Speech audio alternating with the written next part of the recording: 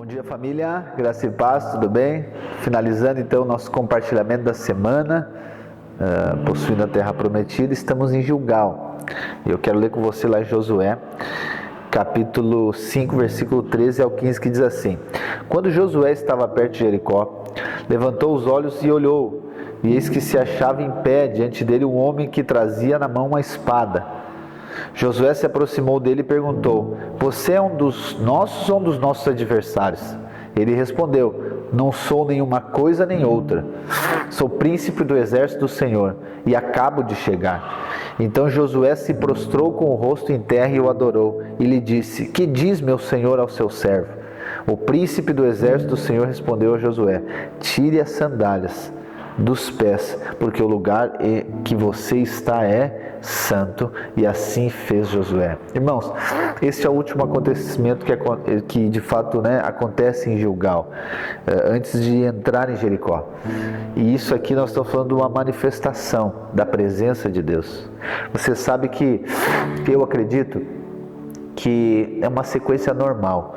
Quando nós vamos lembrando da aliança, nós lembramos da aliança, memória de Cristo, nós comemos do cordeiro, do pão e do vinho, nós agora temos revelação da nossa identidade celestial, da nossa identidade espiritual.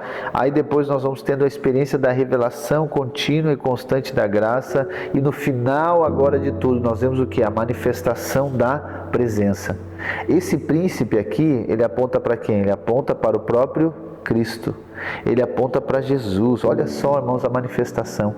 Sempre que nós lembramos da aliança, sempre que nós comemos de Cristo, nós vamos ter a manifestação da presença. Nós vamos ter a manifestação da presença.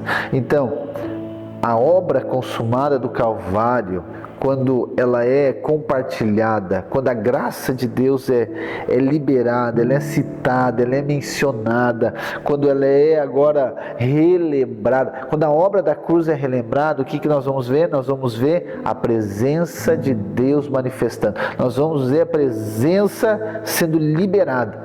Aqui o Espírito vai manifestar, aquele lugar se torna santo como foi ali.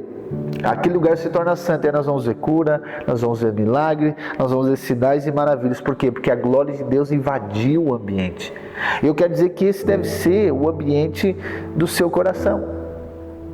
Esse deve ser o ambiente do seu coração, esse deve ser o ambiente das nossas reuniões. As nossas reuniões, elas devem lembrar a Cristo, elas devem lembrar aquilo que Ele fez. E quando essa presença manifesta, que eu quero compartilhar com você, quando essa presença manifesta, ela vai nos conduzir a uma resposta, ok? Existem muitas pessoas que elas ficam indiferentes a um ambiente de manifestação de presença de Deus. Eu quero dizer para você, a presença de Deus não é a presença de qualquer pessoa, é da divindade, é do próprio Deus. Eu não estou aqui fazendo com que Deus seja impessoal, mas eu quero que você honre a manifestação da presença de Deus, você honre a presença de Deus. Existem muitas pessoas, como eu falei, que elas são indiferentes, então elas tratam a presença, um ambiente de manifestação da presença, como se fosse qualquer outra coisa. Então, quando ela está numa reunião e há uma manifestação da presença de Deus, ela considera como se estivesse em qualquer outro lugar, ela é indiferente. Só que a nossa atitude, a nossa resposta à manifestação da presença deve ser igual de Josué.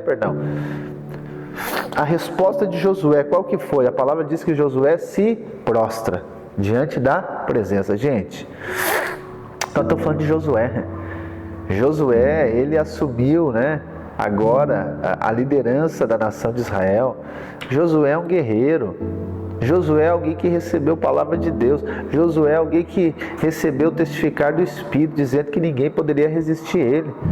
Então, quando ele se depara com o príncipe do Senhor, ele percebe, olha só, ele percebe a presença de Deus, ele vê, ele agora se prostra. E não é somente uma questão física, eu estou falando que essa é uma questão de coração. Eu tenho para mim que eu e você devemos de ser fracos diante da presença de Deus, para que nós sejamos fortes diante das circunstâncias. Se você é forte diante da presença de Deus, você vai ser fraco diante das circunstâncias. Está aqui o modelo, está aqui Josué. Se você é fraco diante da presença, vulnerável diante da presença, você será forte diante dos inimigos. Você será forte diante das circunstâncias que você vai enfrentar, porque a nossa força, na verdade, é o Senhor, não é nós. Sem Ele nada nós podemos fazer. Jesus diz isso em João 15. Mas se você se torna forte, resistente diante da presença, diante dos seus inimigos, você será alguém fraco. Preste atenção, eu e você não podemos confiar na nossa força para possuir a terra prometida. Nós não podemos confiar naquilo que nós podemos fazer. Nós não vamos avançar, não vai ter crescimento, não vamos conseguir possuir a terra prometida se nós formos o centro de todas as coisas. Nós temos que entender que é Jesus, que é a presença dele. Nós vimos na outra experiência lá da travessia do Jordão, que era a Arca da Aliança que parou no meio e o Jordão abriu. Aquilo ali é o quê? Aquilo ali é a presença de Deus.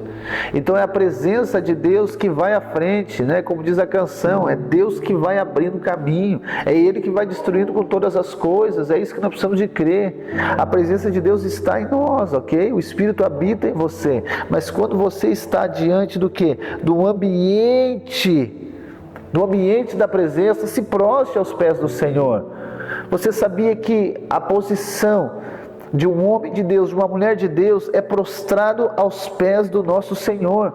A nossa vitória não está em ficar de pé diante de Deus, é estar prostrado diante Ele, que Ele nos colocará de pé diante dos nossos inimigos e diante dos desafios que nós vamos enfrentar. A palavra de Deus diz que Deus, Ele concede graça ao humilde, mas Ele resiste ao soberbo. Lá em Pedro, também 1 Pedro 5,6 diz: portanto, humilhe-se debaixo da mão poderosa de Deus, para que Ele, em tempo oportuno, os exalte. Para finalizar, Satanás, ele não teme o que você pode fazer por você.